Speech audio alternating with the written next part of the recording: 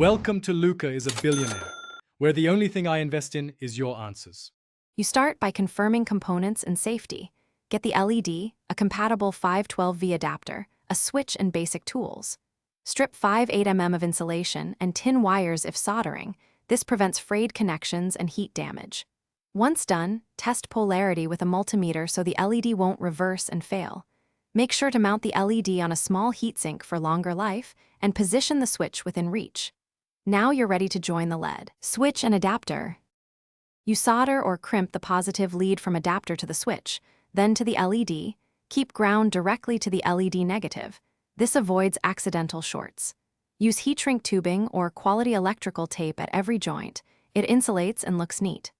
Once wired, attach the LED to the heatsink with thermal paste or adhesive, then add a diffuser to soften glare for studying.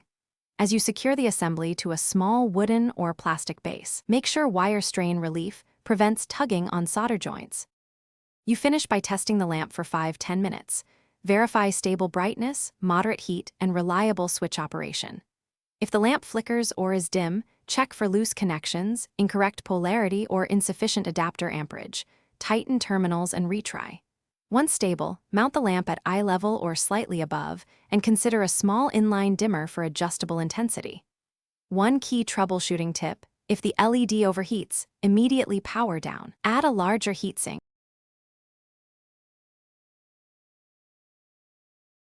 Thanks for watching and please subscribe. It's the best investment you'll ever make.